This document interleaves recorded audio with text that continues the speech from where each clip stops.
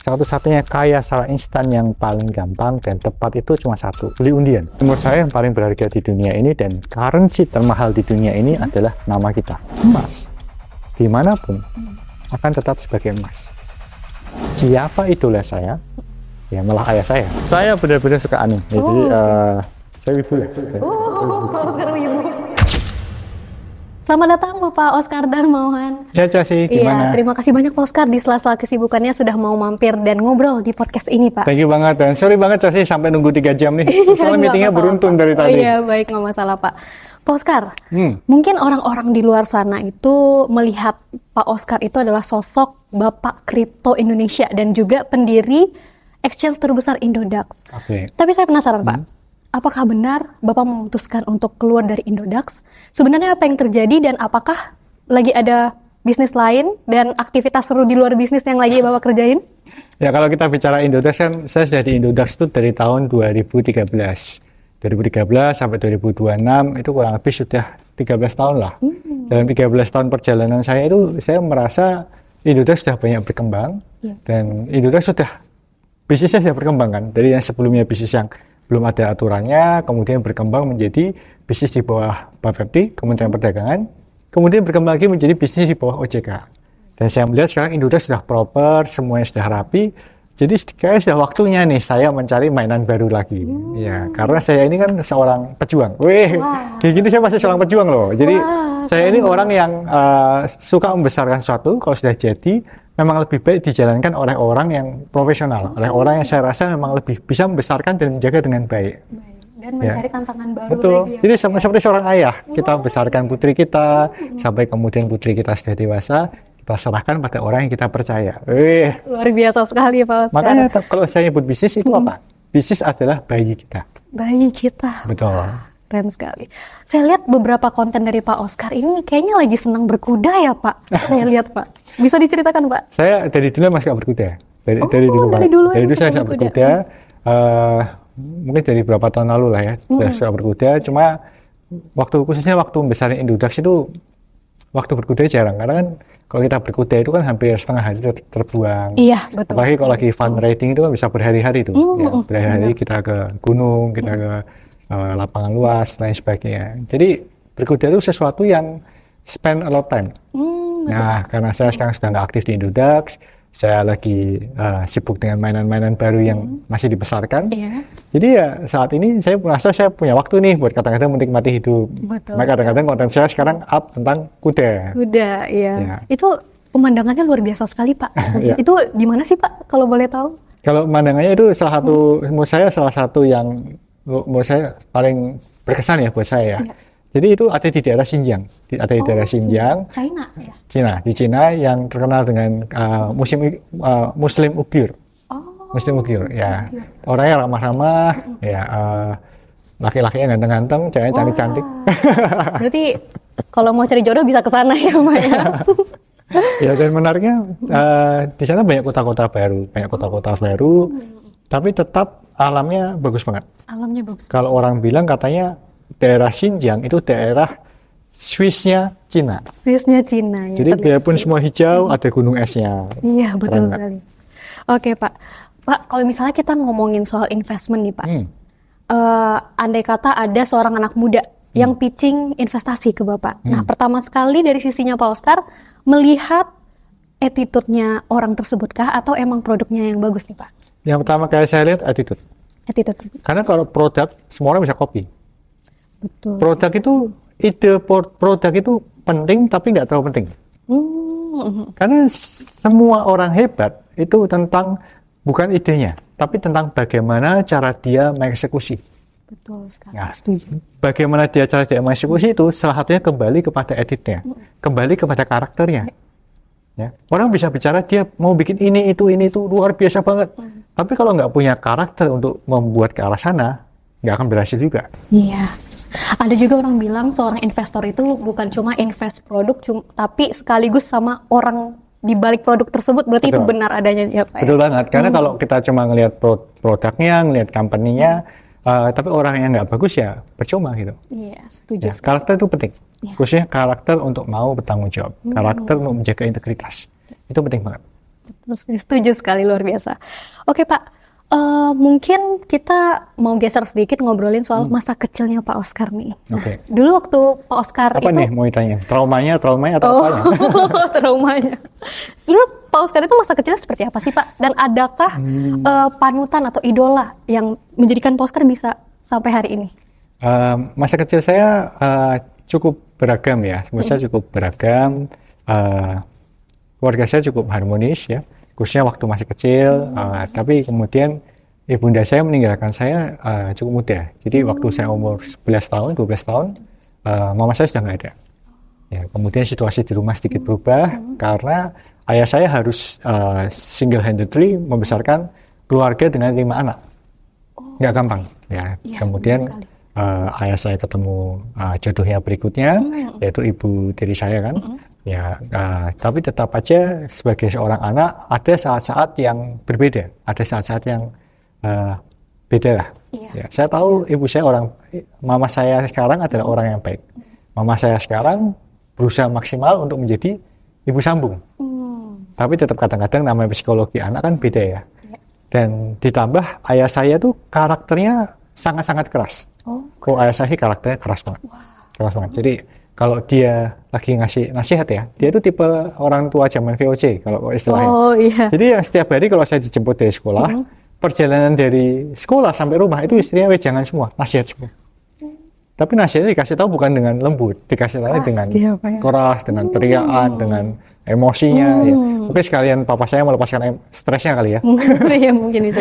Ya tapi ya itu kadang-kadang bikin kita ada kepahitan kan, kepahitan. Tapi saya tahu maksud ayah saya baik. Setelah besar. Tapi waktu kecil sih kita nggak ngerti kan, kenapa kita dimarahin gitu kan, nggak salah apa-apa dimarahin. Jadi setiap kali saya dijemput sekolah sama ayah saya itu saya agak stres, karena didikannya keras banget. Nah, tapi kalau ditanya siapa idola saya, ya malah ayah saya. Menariknya di situ. Menarik. Ya, jadi ayah saya mendidik saya dengan keras itu. Entah kenapa membuat saya mengidolakan beliau dan saya ingin mengalahkan beliau. Menarik Ya, banget. dia seorang pengusaha lokal di Semarang. Mungkin belum di level provinsi, belum di level nasional, tapi saya melihat dia sosok pengusaha yang menginspirasi hidup saya. Makanya saya kemudian bertekad dari awal saya akan menjadi pengusaha. Begitu. Itu nyambung sama pertanyaan saya yang kedua nih Pak. Betul. Berarti memang dari kecil mimpinya Pak Oscar menjadi pengusaha. Betul. Mimpi saya jadi pengusaha. Berarti udah tercapai sekarang dong ya Pak? Bisa dikatakan gitu ya. Dan saya juga tipe yang waktu pertama kali lulus dulu, saya sempat kerja sama orang, tapi kemudian saya memutuskan untuk jadi pengusaha. Ya. Tapi untungnya selain dari sosok ayah saya yang begitu menginspirasi saya ya, saya cukup punya turunan dari mama saya, dari mami saya. Ya, yaitu kesabaran. Jadi mami saya itu orangnya sabar banget. Orang satu-satunya orang di dunia ini yang saya merasa sangat-sangat sabar, ya mami saya. Dia itu dari saya kecil sampai dewasa nggak pernah sekalipun dia marahin saya. Dewasa saya umur 11 tahun ya, karena kan kan mami saya meninggal saya umur 11 tahun. Mami saya meninggal umur 36. Ya, jadi di usia dia yang relatif muda, dia sangat sabar mendidik anak-anaknya. 5 anak loh. Ya, 5 anak dididik dengan luar biasa, orangnya sabar banget. Dan itu membuat saya punya karakter yang lumayan mirip dengan beliau. Saya melihat ternyata kalau kita nggak marah-marah pun itu bisa. Jadi makanya sampai sekarang semua tim di bawah saya itu tipe yang nggak takut sama saya. Begitu ya, Betul, karena saya itu tipe yang kalau tim saya ada kesalahan ya, saya nggak pernah marah loh. Langsung keluar SP sama surat pemecatan aja. Wah. Agak lebih serem sih Pak sebenarnya Pak. Jadi saya tipe orang yang merasa marah-marah tuh menghabiskan energi. Langsung keluarin SP aja gitu. Ngapain gitu? Sama-sama marah-marah, sama-sama nggak sudah terjadi kan? Iya benar. Ya, mendingan ya sudah sampai di sini aja gitu. Sampai sekarang pun tentang keluarga saya juga gitu. Saya bukan tipe yang suka marah-marah sama pasangan saya. Saya bukan tipe yang suka marah-marah gitu. Saya sih tipe yang kalau lagi jengkel saya pergi aja gitu. Gitu. Silent treatment ya kalau misalnya Gen Z sekarang ngomongnya gitu. Oke. Kalau menurut Pak Oscar nih, aset yang paling berharga di dunia itu sebenarnya apa sih Pak? Kalau menurut saya yang paling berharga di dunia ini dan currency termahal di dunia ini adalah nama kita. Nama kita, reputasi. Nama kita, reputasi. Reputasi. Oke. Setiap orang punya currency masing-masing. Chelsea punya currency-nya, saya punya currency-nya. Ya. Nah, currency ini kalau sampai rusak atau nilainya turun, entah karena salah satu hal lain sebagainya, itu efeknya ke jangka panjang kita. Betul. Tapi kalau kita bisa menjaga nama baik, ya, itu akan bisa membuat currency kita makin kuat. Dan percaya nggak percaya, itulah yang menentukan seberapa kaya kita, seberapa besar net worth kita. Betul sekali. Apalagi di zaman sekarang yang sangat gampang sekali menjatuhkan reputasi ya Pak ya, di zaman sosial media sekarang ya Pak ya. Makanya kalau kita bicara, saya juga punya beberapa orang yang kadang-kadang sengaja nggak sengaja kan mungkin indirectly menyerang reputasi saya ya. Tapi menurut saya kita jangan khawatir. Ya. Emas dimanapun akan tetap sebagai emas. Betul sekali. Ya. Sekalipun emas ini dihitamkan, tetap aja dalamnya emas. Emas. Kita tetap akan bisa bersinar lagi. Orang-orang yang tahu kita akan tetap tahu kita. Ya. Jadi jangan terlalu berusaha membela. Itu juga penting. Jangan terlalu berusaha untuk defend. Kalau kita suatu kali diserang, sudah dengerin aja, jalanin aja. Karena semakin tinggi pohonnya, anginnya makin kencang. Jadi kalau kita diserang orang, itu artinya Anda sudah lebih tinggi lagi. Benar juga. Ya, itu nasihat ayah saya sebelum beliau meninggal. Jadi ayah saya juga pria yang menurut saya cukup romantis ya. Jadi dia kan suka marahin saya waktu waktu saya kecil kan. Begitu sudah besar, dia nggak pernah memberikan nasihat apapun, dia nggak pernah marahin lagi. Tapi dia kadang-kadang suka memberikan ungkapan-ungkapan tersirat. Jadi dia tuh ngasih foto profil di WhatsApp-nya, tulisan itu tuh. Karena dia tahu saya live waktu itu lagi ada masalah. Dia masang foto profil itu, dan saya tahu message itu adalah message buat saya. Oh, berarti bukan secara langsung Bukan ya secara Pak ya? langsung. Oh, Jadi seperti tersirat seperti ya ya. Pak? Itu romantisme pria senior gitu. Iya. Wah, keren sekali, keren banget. Oke Pak, kalau misalnya kita ngomongin soal value hidup nih, Pak. Sekarang tuh banyak banget generasi muda, terutama Gen Z seperti saya ya Pak, yang pola pikirnya mulai berubah nih Pak. Banyak banget yang pengen kaya secara instan, sukses secara instan. Nah, dari sisinya Pak Oscar, bagaimana Pak tanggapannya? Menurut saya satu-satunya kaya secara instan yang paling gampang dan tepat itu cuma satu. Beli undian. Bercanda, ini bercanda. Ya, tapi beneran. Kalau memang berharap kaya instan, satu cara cuma beli undian dan menang undian itu. Iya. Which is kemungkinannya itu lebih kecil daripada kita pulang ketabrak. Betul juga. Karena kemungkinan kita pulang ketabrak lebih besar. Iya. Ya, tapi itu satu-satunya cara. Ya, jadi kalau Anda mikirkan cara yang instan, biasanya nggak ada. Harus proses dulu ya Pak. Cara apapun butuh proses, cara apapun butuh waktu. Ya. Nggak bisa tiba-tiba mengharap ikut kelas, ikut belajar sesuatu, tiba-tiba besok pulang bawa Lamborghini. Itu susah, itu nggak mungkin. Biasanya terjadi adalah kalau orang seperti itu ya, kita pergi pakai Avanza, pulangnya pakai sepeda. Betul. Karena Avanza dijual, dunia hilang, akhirnya beli sepeda gitu. Iya. Malah hilangnya lebih banyak kayak Betul. gitu ya Pak ya. Makanya kalau saran saya, kita tetap harus yang pertama kali kita lakukan adalah menimba ilmu. Itu penting banget. Kita harus mengisi otak dulu. Setelah mengisi otak, dan kita harus ikuti dengan karakter kita ikuti dengan kesabaran, lama-kelamaan kita akan progres maju ke depan. Karena kaya juga bukan soal duit, tapi ilmu juga bukan dari kekayaan juga ya. Makanya kalau kita lihat ya, rata-rata lah orang yang kaya cepat dengan menang undian. Ya. Banyak loh orang US yang menang undian, karena di US legal ya. Iya, saya bilangnya US nih, jadi legal. Iya legal. Okay. Singapura legal. Legal. Malaysia pun ada undian. Ada ya. undian. Jadi cara-cara seperti itu, rata-rata orang yang menang undian jutaan dolar, yang tiba-tiba kaya mendadak ya, kita bisa lihat dalam sejarah hidupnya dalam 10 tahun banyak banget yang hampir semuanya itu kembali ke titik awal mereka. Malah pada akhirnya minus. Kenapa? Karena gaya hidup. Gaya hidupnya terlalu tinggi. Ya. Harta itu kan kalau nggak dibangun berkurang bukan bertambah. Betul. Ya. Itu kan kalau nggak dibangun jadi aset itu pasti habis. Iya. Ini memang harus lihai buat mengelola keuangan itu ya Pak ya. Betul. Jadi bukan cuma perasaan yang harus lihai. Oh iya. Tapi juga tentang pengelolaan uang juga harus lihai. Betul. Betul banget. Oke. Jadi kebanyakan Gen Z nih Pak di luar sana, banyak banget yang memilih untuk kejar passion. Walaupun gajinya sedikit, bisa dikatakan. Daripada kerjaan yang kurang disukai, tapi gajinya besar. Nah, itu gimana itu Pak? Itu bisa benar, bisa salah. Itu bisa benar, bisa salah. Kita harus lihat dulu dalam passion yang dimaksud ini apa. Ya. Karena yang pertama, sebelum kita melakukan sesuatu, kita harus lihat dulu market share daripada passion yang mau kita kejar. Kita lihat dulu siapa saja yang sudah sukses di bidang itu. Suka nggak suka, kita harus tahu nggak semua orang itu dilahirkan dengan orang tua yang kaya raya. Nggak semua orang itu dilahirkan dengan bakat atau fisik yang luar biasa. Contohnya, ada orang, passionnya adalah menjadi pemain sepak bola. Ya, tapi dia dilahirkan dengan genetik yang mungkin kurang begitu baik.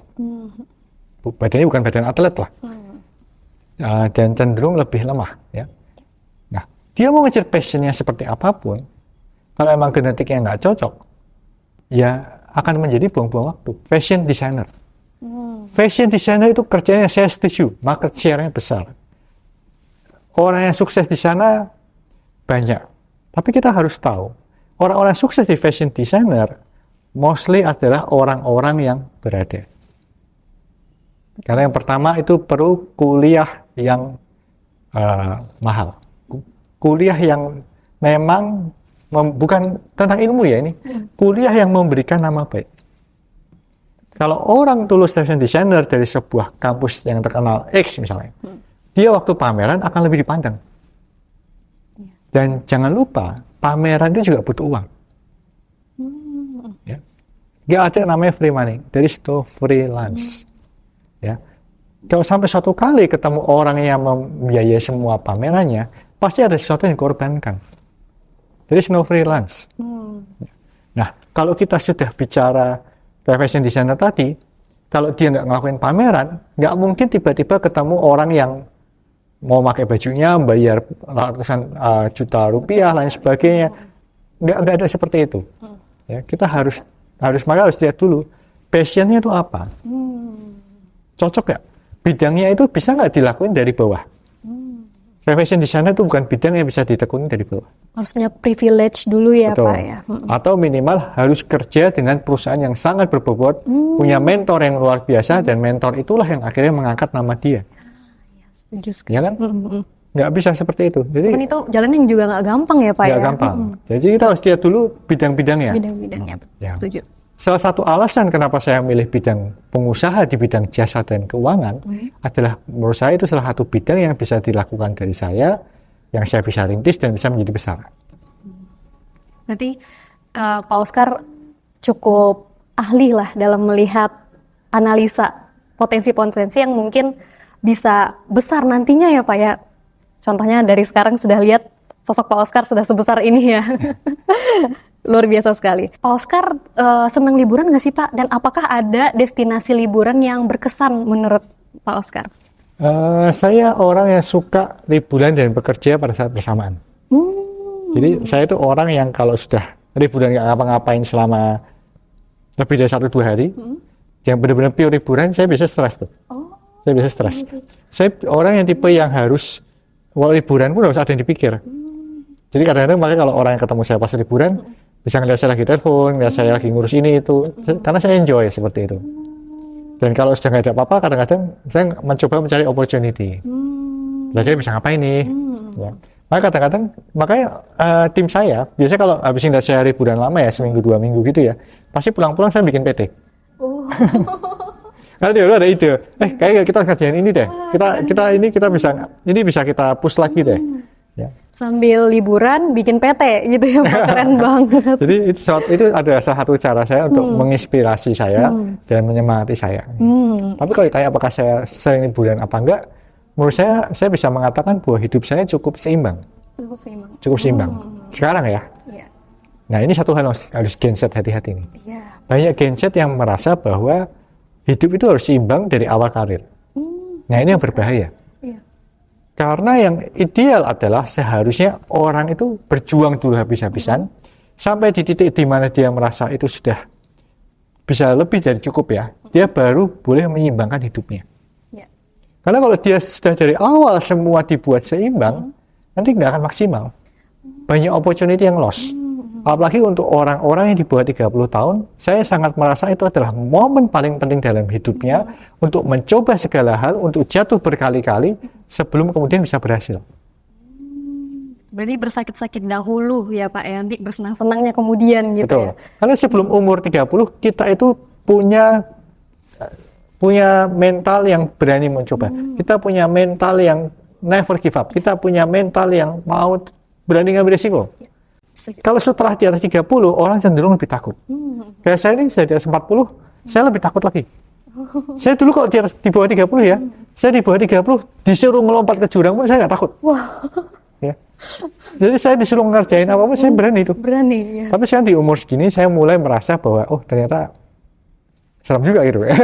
Iya. Ini berkaitan dengan fenomena yang lagi ramai di kalangan Gen Z nih Pak, kayak healing dan self reward gitu. Padahal ya bisa dibilang uangnya masih pas-pasan gitu. Berarti jawabannya tunda dulu kesenangannya ya Pak ya. Kalau menurut saya self reward itu memang bagus, yang penting. Tapi bukan berarti setiap keberhasilan kecil di self reward. Setuju. Cuma untuk sesuatu yang besar aja baru di self reward. Misalnya, contoh nih, Ya.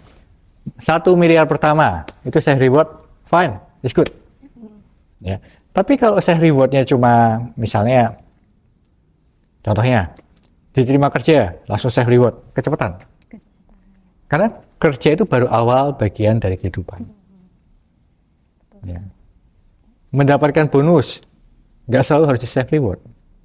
Karena bonusnya pasti habis self reward. Iya benar. Habis lagi bonusnya Betul. buat self reward. Punya pacar pertama itu nggak penting di self reward. Iya. Itu juga bagian dari kehidupan. Ya. Kita harus Setuju membedakan nih, prestasi dan bagian kehidupan itu harus dibedakan.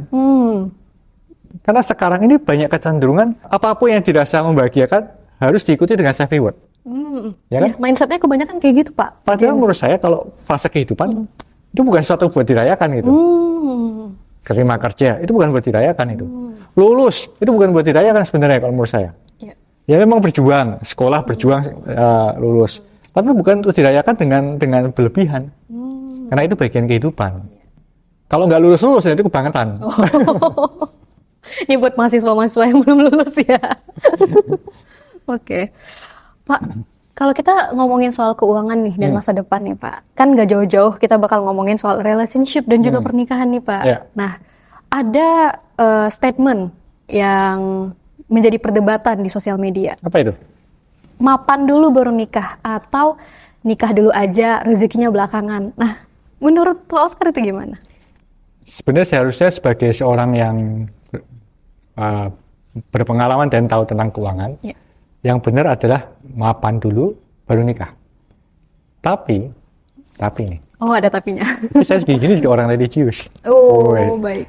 Jadi saya akan menyarankan, kalau Anda sudah benar-benar yakin bahwa orang itu adalah orang yang kamu cari, kamu sudah yakin dan kamu yakin dia mau berjuang bersama-sama kamu, aku akan lebih memilih untuk nikah dulu, baru mapan. Kuncinya itu, orang itu mau nggak meniti sama-sama berjuang? Atau dia tipe yang self reward every week?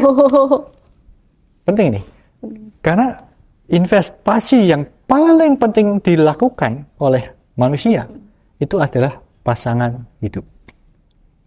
Bukan kerja, pasangan hidup. Pasangan hidup itu menentukan kamu bisa melompat berapa jauh, menentukan kamu bisa lari berapa cepat, menentukan kamu bisa terbang berapa tinggi. Pasangan hidup yang salah itu bisa membuat kamu jatuh ke jurang.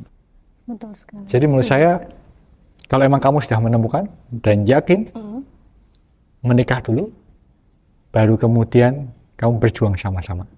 Baik. Harus punya visi yang sama. Betul. Sebelum nikah cerita dulu, kamu mau ngapa-ngapain. Kalau dia emang nggak sepandangan, ya jangan dilanjutin. Setuju Pak. Ya karena hormon cinta itu kan memang membahayakan ya. Iya, betul sekali. Semua yang illogical menjadi logical, Betul. ya kan? Cinta itu buta ya Pak. Betul. Ya? Selalu pingin bersama. Betul ya kan? sekali. Ya. Menurut saya Tergantung kalau orangnya memang ya Pak ya. Anda terbuai dengan hormon cinta itu, minimal cerita visinya dulu lah. cerita visinya mau ke arah mana, dan kalau memang kalian searah dan kalian yakin searah, nikah dulu. Nanti pintu rezeki akan dibukakan. Tapi benar itu, saya sih tipe itu. Saya dulu tipe yang nikah seperti itu dulu, ya, Pak. saya pastikan visinya sama, dan ternyata memang betul, pintu rezeki dibukakan. Kapan pintu rezeki dibukakan? Menurut saya bukan setelah nikah, tapi saat kita punya anak pertama.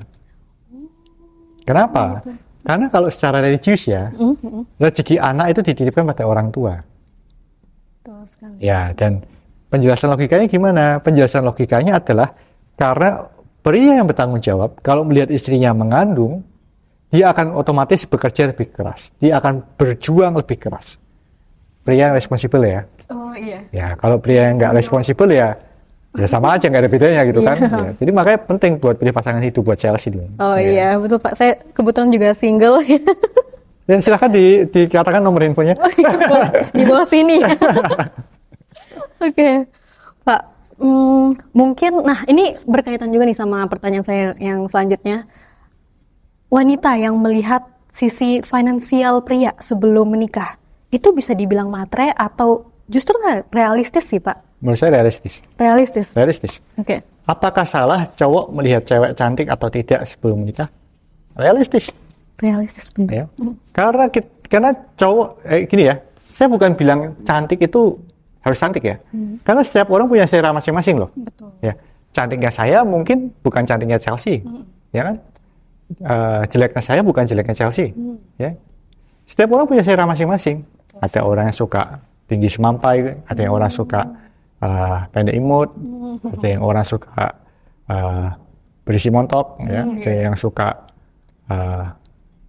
istilahnya apa? Istilahnya kurus seperti model, ya. Beda-beda itu. Setiap orang beda-beda. Ya. Apalagi warna kulit ada macam-macam lain sebagainya. Cantik itu beda-beda setiap orang. Di mata orang beda-beda. Di mata orang beda-beda.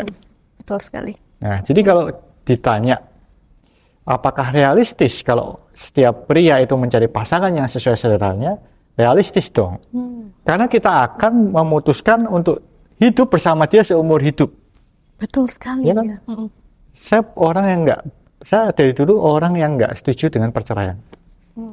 Saya orang yang nggak setuju dengan perceraian. Jadi kalau kita sudah memutuskan menikah, ya harus memutuskan dia memang yang kamu cari. Untuk pasangan hidup selamanya ya Pak selamanya. ya. Betul. Nah sama seperti perempuan. Nah kalau perempuan ngelihat cowoknya bisa nggak menghidupi dia, kita nggak bicara sekarang loh. Ya. Kita bicara apakah cowok itu bisa menghidupi dia selama umur hidupnya. Karena cowok kan ada dua. Yang langsung lahir dengan kaya raya, ya banyak loh cowok yang lahir dengan kaya raya, itu keberuntungan mereka. Ya. Ada yang cowok yang emang baru bisa sukses setelah dia berjuang sendiri. Saya sih tipe yang kedua. Jadi saya harus berjuang ya untuk memastikan bahwa hidup pasangan saya baik. Ya. Tapi kalau semua milih sih saya lebih prefer yang pertama sih. Yang pertama untuk cewek-cewek di luar sana milih yang pertama aja ya Pak. Kalau itu lebih gampang kan, lebih kelihatan gitu loh. Karena milih cowok yang sukses di kemudian hari itu gampang-gampang susah loh. Benar sekali, 50-50 kesempatan. Sama kayak kita ngelihat cewek kira-kira nanti kira-kira 5 tahun lagi dia cantik apa enggak ya, kan susah. Iya benar-benar. Kan benar sekali. Cewek juga ada fase-fase istilahnya apa? Blooming, istilahnya apa? Iya. Ada masa prime-nya. Bukan prime. Istilahnya? Glowing. Cewek itu ada glowing ya, fase glowing ya kan? Iya. Fase glowingnya beda-beda cewek itu. Iya. Ada yang dari lahir straight langsung cantik gitu kan, ada kan? Ada yang glowingnya setelah umur 25. Ada yang glowing setelah umur 30. Iya, betul sekali. Ada yang nggak pernah glowing. Iya, betul sekali. Beda-beda. Beda-beda. Jadi sama kayak cowok. Ada yang memang lahir langsung kaya raya, ada yang memang harus berjuang dulu. Betul sekali. Tapi lebih prefer kita buat yang udah kaya dulu aja ya. Tapi jangan salah loh. Kalau menurut saya ya, karena pengalaman saya pribadi kalau kita mulai dari bawah sama satu pasangan, kemudian kita menjadi sukses, secara otomatis cowok itu akan ingat dengan orang yang mendampingi dia dari bawah sampai atas. Dan dia akan appreciate setiap waktu yang diberikan, setiap support yang diberikan sampai di atas. Kenapa? Karena saya merasa pasangan saya seperti itu. Dan harus tahu ya, hidup itu enggak, yang hidup seperti saya itu bukan seperti dari bawah naik ke atas lurus gitu, enggak loh. Tapi bentuk kurvanya itu naik turun. Naik turun. Pasangan yang support itu sangat penting. Tapi kalau pasangannya itu malah mengganggu, buat dia kerja nggak tenang, nah itu red flag itu. Red flag ya. Red Pak, flag. ya? Karena dicari pria adalah kenyamanan. Kenyamanan. Karena di luar sana setiap pria berjuang habis-habisan. Di rumah kalau masih harus dihabisin sama istrinya sih, aduh, itu big red flag. Iya. Dia nggak akan bisa berkembang. Betul sekali. Di rumah mencari kenyamanan ya Di Pak rumah ya. mencari kenyamanan. Yang dicari cowok itu bukan seks, yang dicari cowok itu kenyamanan. Kenyamanan. Ya. Oke. Kalau seks itu di luar sana ada banyak, salah ya. Nggak juga. Iya, apa-apa. Oke, kalau misalnya kita bisa berandai-andai nih Pak. Kalau misalnya Bapak terbangun tiba-tiba kembali lagi menjadi umur 20-an dan harus mulai lagi dari nol. Kira-kira apa yang akan Pak Oscar lakukan gitu? Kembali ke masa lalu ceritanya. Tahun 2026 tiba-tiba Pak Oscar jadi umur 20-an gitu. Baik. Ini sesuatu yang nggak gampang buat dijawab. Karena tantangan saya di umur 20-an dan tantangan Chelsea di umur 20-an itu berbeda. Masanya berbeda, skill setnya berbeda, waktunya berbeda. Negara yang berjaya pun berbeda. Jadi nggak ada yang bisa menjawab pertanyaan ini. Kecuali orang-orang yang sukses nanti 20 tahun lagi. Nggak mungkin saya mengatakan bahwa skill set saya sesuai dengan masa sekarang. Saya nggak tahu. Karena beda zaman juga. Beda ya, Pak, zaman, ya. beda zaman. Saya bukan tipe motivator yang akan mengatakan bahwa skill set saya bisa membuat saya sukses seumur hidup saya. Saya nggak ngerasa gitu. Beda-beda. Beda-beda. Saya beruntung lahir di tahun 85, di mana itu adalah masa perubahan teknologi dari analog menjadi sekarang. Digital. Kebetulan semuanya berkembang dengan waktu yang tepat, saat yang tepat. Ya. Bagaimana IT mulai berkembang, menjadi dari web 1, web 2, sekarang web 3, pas banget. Skill saya, skill IT-nya benar-benar sesuai gitu. Tapi kalau orang yang menguasai skill set seperti saya tiba-tiba di masa sekarang, mungkin itu nggak sesuai. Karena sekarang sudah masa AI. Iya. AI bisa menggantikan semuanya. Betul sekali. Sekarang saya cuma bisa menjaga apa yang saya punya, membesarkan dengan modal yang saya ada, melihat opportunity yang ada, dan saya berusaha untuk tetap sukses dan lebih sukses lagi di umur saya 40-an ini. Oke. Ya, dengan skill set saya. Tapi kalau di umur 20-an ya harus dilihat, karena itu masa aktif loh, umur 20-an. Oke Pak, mungkin kita agak geser sedikit ke hal yang lebih santai lagi. Apa itu? Ternyata Pak Oscar yang image-nya pebisnis sukses, ternyata ada sisi yang relate nih sama kita yang anak muda. Pak Oscar seorang bos kripto besar Indonesia ternyata senang nonton anime. Nah itu benar atau gimana Pak? Bisa diceritakan Pak? Itu memang hobi saya. Memang suka anime ya Pak ya? Saya suka banget anime. Jadi saya benar-benar suka anime. Jadi saya wibu lah. Ya. Pak Oscar wibu. Saya wibu. Jadi kalau orang yang pernah masuk mobil saya, kalau saya lagi nyetel musik, yang saya dengar itu soundtracknya anime. Oh, menarik banget. Karena saya dan ruangan kantor saya sih pernah lihat kan. Ya itu banyak banget pajangannya, semua pajangan anime. Karena saya memang merasa sebenarnya ya wanita 2D itu lebih cantik daripada wanita 3D. Waduh, gitu ya. Tapi emang iya sih. Dong, kan iya orang sih. Jepang itu mengejar perfeksionis. Iya benar. Orang Jepang mengejar perfeksionis dan diwujudkan dengan 2D-nya gitu. 2D-nya iya, benar. Karena emang nggak bisa dibantah. Kalau 2D itu nggak ada jerawatnya gitu. Iya. Karena di-create sama Di-create dengan idealisme sendiri, jadi sempurna gitu. Betul. Ya Pak ya. Saya dengar juga Pak Oscar punya mobil impian nih yang terinspirasi dari anime Pak. Apakah benar Pak? Saya sempat nyari loh, sampai sekarang saya nggak dapat. Ya, jadi kalau ada yang punya mau jual ke saya, kabarin, nanti pasti saya beli. Harga berapa aja nih? Silakan. Ya, jadi saya itu sangat menggemari mobil Toyota AE86.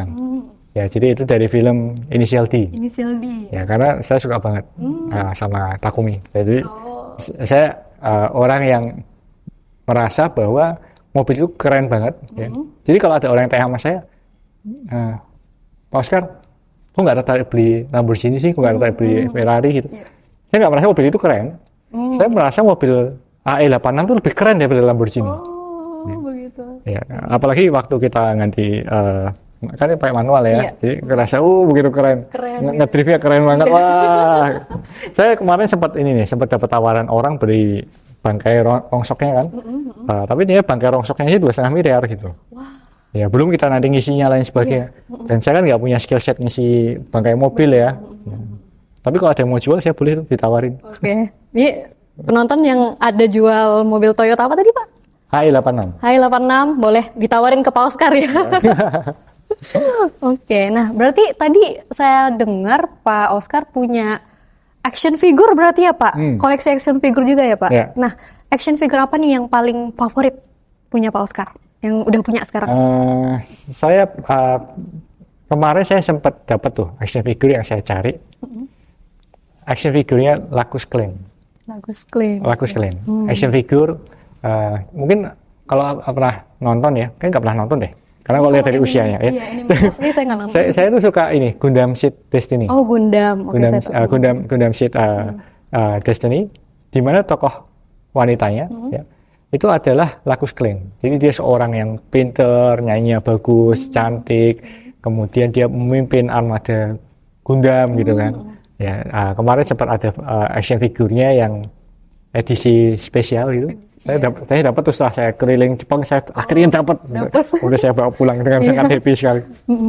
Itu berarti favorit action figure Favorit buat- saya itu. Tapi itu emang dapatnya susah atau gimana sih Pak? Emang susah ya dapatnya? Enggak, kayak karena gitu saya ya? ketuaan kali ya. Jadi masanya action figure itu sudah lewat. iya, Jadi iya. nyarinya susah banget. Oh iya benar sekali. Kalau untuk usia saya mungkin animenya kita Naruto, One Piece. Nah itu kan gitu-gitu. sudah lewat tuh, Sudah Naruto lewat, sudah ya, lewat Pak, ya? juga. Gitu. Oh, Yang iya. sekarang itu apa? Yang sekarang apa ya? Benar juga. Wah saya udah tua banget ya.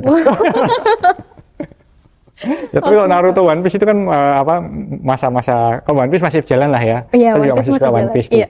Cuma kalau kayak Naruto itu kan sudah lewat. Sudah lewat, Sudah Mas. lewat. Iya. Terus kemudian Attack of Titan itu sudah Attack lewat. of Titan. Tapi saya suka banget. Oh iya. Pas saya Attack of Titan. orang yang mandang cara pandangnya itu sesuai tuh. Saya orang yang berpandangan the greater good. Saya punya filosofi hidup the greater good. Jadi kadang-kadang kita memang harus mengerjakan yang mungkin orang lain nggak anggap setuju untuk kebaikan yang lebih besar. Kan Attack of Titan kurang lebih seperti itu. Ya emang agak gelap sih, Emang agak agak gelap. Gelap tapi itu sih. the greater good. cuman ada pesan juga di balik cerita Attack of Titan itu ya Pak ya. Oke, Pak, sekarang kan Gen Z itu banyak banget yang suka sama hal-hal yang berbau zodiak nih Pak. Nah, saya mau nanya nih, Bapak zodiaknya apa Pak? Saya Sagittarius. Sagittarius. Ya, Berarti orang yang terkenal sangat independen. Terkenal Independen. sangat bukan independen ya, terkenal sangat mencintai kebebasan. betul sekali. Berarti Desember ya Pak ya? Desember, Oke, Pak. ya. Sama seperti saya juga Sagittarius. Oh ya? Iya, Wow. saya Sagittarius. Oke. Petualang sekali ya Pak ya? Orang yang berarti sangat ya? berpetualang ya, petualang, Hmm. bosenan gitu, Iya, susah betul dikontrol. Iya, betul sekali. Dan juga Tapi jangan salah, Sagittarius itu best supporter. setuju. Best supporter. Best Jadi supporter. kalau pada saat kita mau mendukung seorang, biasanya orang yang kita dukung selalu merasa kita selalu ngover semua sisinya. selalu merasa disupport sama seorang Betul. Sagittarius ya Pak ya? Saya pernah lihat tuh satu diagram kan. Iya. Gemini cocoknya sama apa? Oh Sagittarius. Virgo sama apa? Oh Sagittarius. Virgo Sagittarius. Kok semua Sagittarius Semua ternyata? Sagittarius. Jadi Sagittarius bisa masuk ke zodiak mana aja Betul. ya Pak ya? Karena Sagittarius itu bisa menyesuaikan dengan baik. Betul. Dan satu-satunya horoskop yang punya senjata. Bener kan? Betul. Yang lain nggak ada senjata Iya, panahan ya Pak Betul. ya kita. Makanya saya hobinya cuma berkuda sama panah. Oh iya. Pas banget. Pas banget sama Sagittarius ya. Oke. Nah, saya lihat nih di balik image Pak Oscar yang serius, pebisnis yang sukses gitu ya. Aku lihat dari konten-kontennya Pak Oscar nggak selalu bahas tentang kripto, bisnis, tapi juga banyak konten-konten yang komedi nih Pak, yang lucu-lucu juga. Nah, sebenarnya Pak Oscar ini pebisnis yang lucu atau ya emang orang lucu yang jago bisnis nih Pak. Nah, gimana Pak menurut Pak Oscar? Saya tuh orangnya serem loh padahal. Wah. Saya nggak pernah merasa saya lucu, cuma tapi nggak tahu juga ya. Kan itu ini orang lain Iya kan. sih, Ini benar. orang lain. Ya cuma mungkin karena karakter yang saya bilang itu, saya nggak pernah marah. Saya nggak pernah marah. Dan menurut saya satu hal yang bisa semua orang rasakan adalah ketawa gitu. Iya. Ya. Jadi kalau kita bisa membuat orang senyum, kita membuat orang happy, ya kita ikut happy juga. Iya. Ya. Tapi kalau kadang-kadang kalau saya lagi malas, saya juga senyum loh. Sambil SP-nya keluar gitu. Mesti hati-hati ya. Kita mesti hati-hati. Oke, berarti tapi kalau ngomongin Sagitarius juga orangnya banyak yang humoris sih Pak, setahu saya. Oke. Berarti emang pribadinya Pak Oscar juga ada sisi humorisnya lah ya. Mungkin ya, seperti itu. Iya. Oke. Sangat menarik sekali dan mungkin kita agak geser sedikit pembahasan yang lebih dalam nih Pak.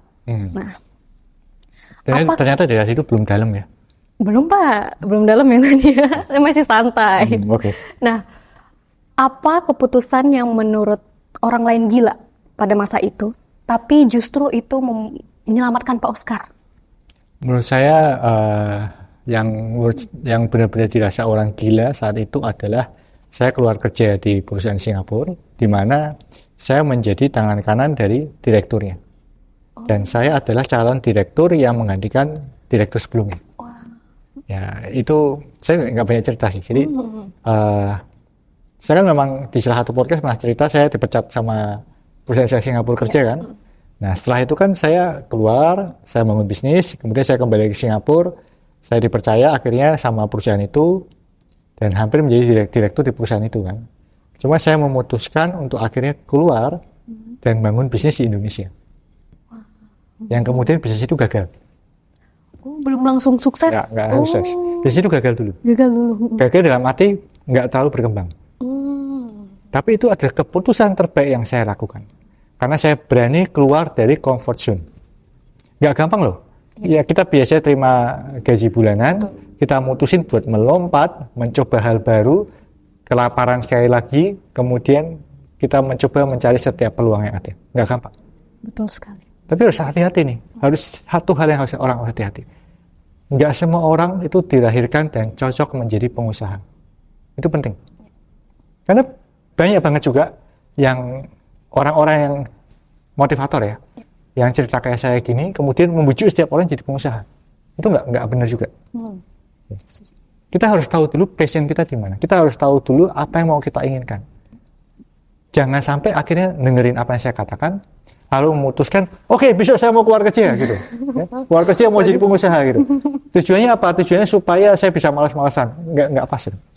Karena menjadi pengusaha itu artinya bukan kita selalu punya waktu lebih banyak. Bahkan ada saat momen-momen ternyata menjadi pengusaha itu waktu kita lebih banyak termakan. Menjadi pengusaha itu kita harus mikirin lebih luas. Betul sekali. Ya. Dan kadang-kadang hidup kita bukannya naik, tapi hidup kita malah turun. Betul sekali. Berarti dulu padahal bisa dibilang Pak Oscar udah dapat posisi yang enak di sebuah perusahaan, tapi memilih untuk keluar dan bangun usaha sendiri ya Pak ya. Wah, dulu saya sampai dimarahin papa saya, almarhum papa saya.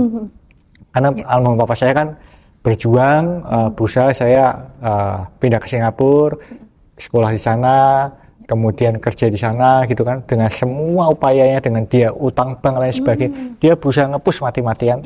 Tapi akhirnya begitu saya baru setahun, 2 tahun, saya akhirnya memutuskan saya nggak mau lagi. Saya mau fokus menjadi pengusaha. Dia begitu kecewa. Tapi pada akhirnya beliau paham. Betul sekali. Ya, itu leap of faith yang saya lakukan. Dan leap of faith yang hampir setiap pengusaha lakukan. Tapi sekali lagi, kalau kita sudah sukses ya, bahkan saya ngentut pun suaranya terdengar enak gitu. Iya. Bener. Ini jokingannya, candaannya gitu. Tapi bener sih. Iya. Kadang kalau orang sukses sudah ngomong, kebanyakan orang percaya aja. Iya, gitu. makanya harus hati-hati. Saya tadi ngasih warning, hati-hati. Karena nggak semua orang dilahirkan jadi pengusaha. Ya. Kita harus tahu dulu bakat kita di mana, mentalitas kita di mana. Betul, karena mental pengusaha juga harus beda. kuat banget ya Pak. Mental set karyawan dan mental set pengusaha itu beda. Iya. Betul. Termasuk dalam pengambilan risiko, dalam pengambilan keputusan itu beda. Oke, baik. Luar biasa sekali ya Pak Oscar. Oke, Pak, semakin bertambahnya umur nih Pak. Apa yang menurut Pak Oscar paling berubah dari cara pandang Pak Oscar melihat hidup? Dan kalau misalnya orang hanya bisa mengenang Oscar Darmawan, Pak Oscar ini ingin dikenang sebagai seperti apa Pak? Saya ingin dikenang sebagai orang yang banyak membantu orang. Saya ingin dikenang sebagai orang yang memberikan value oleh orang-orang yang pernah satu tim sama saya, sebagai orang yang bisa dipercaya, sebagai orang yang membantu hidup orang-orang itu. Ya, karena saya percaya hidup itu bukan tentang kita pakai jam seberapa mahal, bukan tentang kita pakai mobil seberapa mewah, tapi tentang bagaimana hidup kita memberikan value, memberikan nilai buat orang itu. Ya, itu penting banget sih. Ya. Maka saya selalu mengumpamakan hidup itu seperti kembang api. Karena kita semua ada usia nih. Ya, kita nggak tahu, saya nggak tahu usia saya apakah lebih panjang atau lebih pendek dari Chelsea dan lain sebagainya. Ya. Ada orang-orang yang mungkin umurnya bisa sampai 100 tahun. Ada orang-orang seperti ibu saya yang cuma umurnya 36. Kita nggak tahu usia kita berapa lama. Tapi kita harus memastikan usia kita yang entah berapa lama ini tetap berkembang dan bersinar seperti kembang api. Sehingga pada waktunya orang akan melihat dan mengatakan, ya, orang itu orang baik. Wah, sangat-sangat luar biasa sekali dari Pak Oskar Darmawan. Pak Oskar, terima kasih banyak atas waktunya dan juga sharing cerita, sudut pandang yang mungkin bisa jadi insight buat orang banyak di luar sana. Dan kita juga bisa melihat sisi unik dan sisi menarik dari Pak Oskar yang ternyata juga suka nonton anime gitu ya. Oke, Pak Oskar sehat selalu dan sukses terus. Thank you. Ya. Terima kasih buat yang udah nonton episode Luar Dalam kali ini. Jangan lupa subscribe, like, komen, dan share episode ini. Sampai ketemu di episode berikutnya. Bye-bye, ciao!